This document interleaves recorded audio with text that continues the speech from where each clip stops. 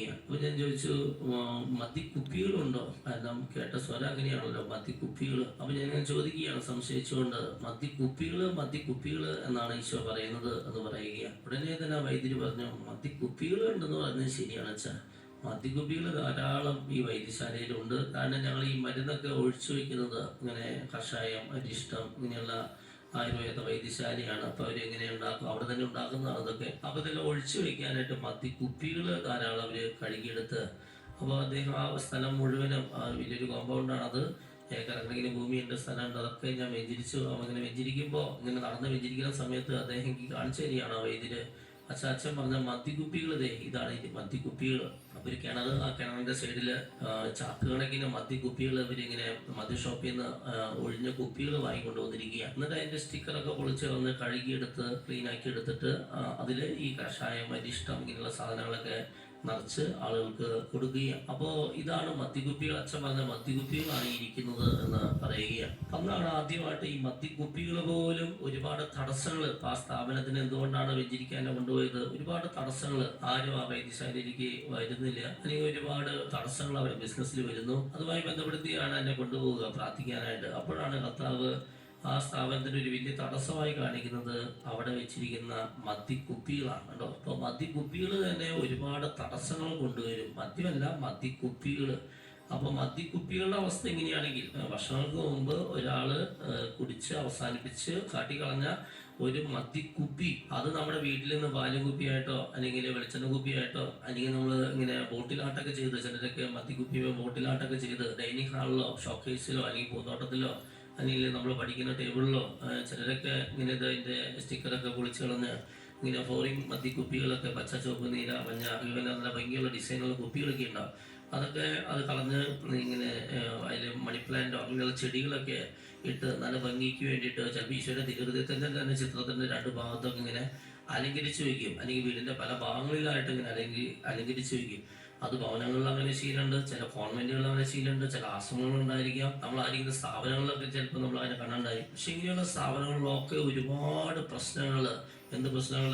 ഈ പറഞ്ഞ സുഭാഷിത പുസ്തകത്തില് 23-ാം അധ്യായം 29-ാം തിരുവചനം, ദുരിതം, ദുഃഖം, കലഹം, ആവലാതി ആർക്കാണ് അഗാഢമായ മുറിവുകൾ, ആരുടെ കണ്ണാണ് ചുവന്ന് കലങ്ങിയിരിക്കുന്നത്.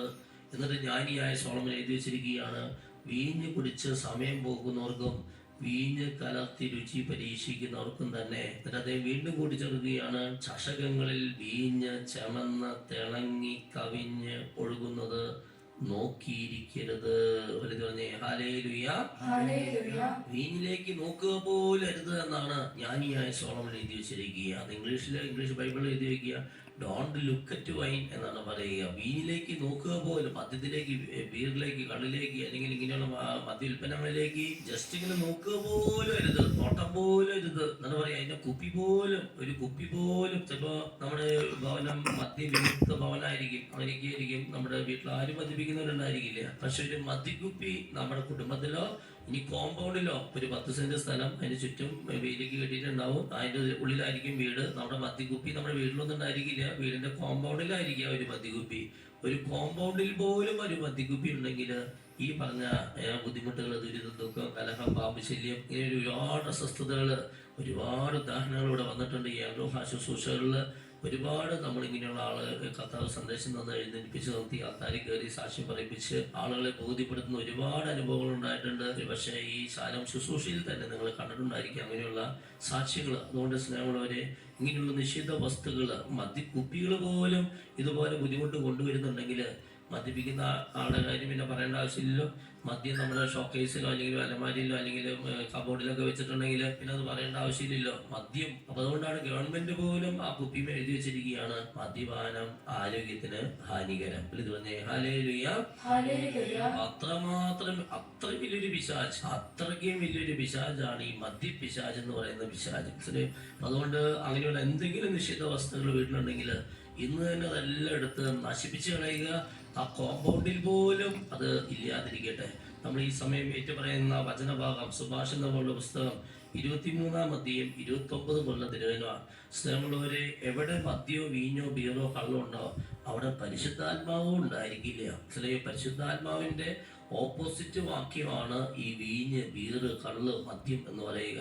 ബൈബിളിൽ എവിടെയൊക്കെ പരിശുദ്ധാത്മാവ് എന്ന വാക്ക് വരുന്നുണ്ടോ അതിന്റെ ഓപ്പോസിറ്റ് വരുന്നത് വീഞ്ഞ് അല്ലെങ്കിൽ ബീറ് അല്ലെങ്കിൽ കള്ള് എന്ന വാക്കുകളായിരിക്കും. അല്ലെങ്കിൽ ബൈബിളിൽ എവിടെയൊക്കെ വീഞ്ഞ് എന്ന വാക്ക് വരുന്നുണ്ടോ അതിന്റെ നേരെ ഓപ്പോസിറ്റ് മിക്കവാറും വരുന്നത് പരിശുദ്ധാത്മാവ് എന്ന വാക്കായിരിക്കും. നമുക്കറിയാം എഫെസോസ്യർക്ക് ലേഖനം 5:18 പൗലോസ് പറയാം, നിങ്ങൾ വീഞ്ഞു കുടിച്ച് ഉന്മത്തരാകരുത്, മറിച്ച് പരിശുദ്ധാത്മാവിനാൽ പൂരിതരാകും. നിങ്ങൾ വീഞ്ഞു കുടിച്ച് ഉന്മത്തരാകരുത്, അതിൽ ദുരാസക്തിയുണ്ട്, എന്നാൽ പരിശുദ്ധാത്മാവിനാൽ പൂരിതരാകാനായിട്ട് പൗലോസ് നമ്മോട് പറയുകയാണ്. അതുപോലെ തന്നെ വീണ്ടും നമുക്കറിയാം ലൂക്ക 1:15 സ്നാപയോഹന്നാന്റെ ജനനെ പറ്റി പറയുമ്പോൾ പ്രത്യേകം എടുത്ത് പറയുന്ന ഒരു കാര്യമാണ്. സ്നാപയോഹന്നാൻ കർത്താവിന്റെ സന്നിധിയിൽ വലിയവനായിരിക്കും, അവൻ വീഞ്ഞോ ലഹരി പാനീയങ്ങളോ കുടിക്കില്ല. ഉടനെ തന്നെ ഓപ്പോസിറ്റ് വാക്യം വന്നു, അവൻ അമ്മയുടെ ഉദരത്തിൽ വെച്ച് തന്നെ പരിശുദ്ധാത്മാവിനെ കണ്ടോ. അവൻ വീഞ്ഞു കുടിക്കില്ല, അവൻ പരിശുദ്ധാത്മാവിനെ അറിയും. നിങ്ങൾ വീഞ്ഞു കുടിച്ച് ഉന്മത്തരാകരുത്, ദുരാസക്തി ഉണ്ട്. ഉടനെ അടുത്ത വാക്ക് വന്നു, എന്നാൽ പരിശുദ്ധാത്മാവിനെ പൂരിതരാകും. വീണ്ടും അപ്പോസ്തലപ്രവർത്തനം 2-ാം അധ്യായത്തിൽ കാണാം, നമ്മുടെ പത്രോസും ശിഷ്യന്മാരൊക്കെ പരിശുദ്ധാത്മാവിനാൽ നിറഞ്ഞ് അവരിങ്ങനെ വചനം പ്രസംഗിക്കുമ്പോൾ സ്തുതിക്കുമ്പോൾ പലരും പറഞ്ഞു അവർ വീഞ്ഞു കുടിച്ച് ഉന്മത്തരായിട്ട് എന്തോ പിച്ചിമ്പയും പറയുന്നതാന്ന് പറഞ്ഞ്. പത്രോസ് എഴുന്നേറ്റ് എന്ന് പറഞ്ഞിട്ട് ഇത് വീഞ്ഞു കുടിച്ചിട്ട് പോകുന്നില്ല എന്നെങ്കിലും പറയുന്നതല്ല, ഇത് പരിശുദ്ധാത്മാവിനാൽ നിറഞ്ഞ് ജോയേൽ പ്രവാചകൻ പറഞ്ഞതാണ്, അന്ന് ദാസന്മാരുടെ ദാസികളുടെ മേൽ ഞാൻ എൻ്റെ ആത്മാവിനെ വർഷിക്കുകയും. ജോയേൽ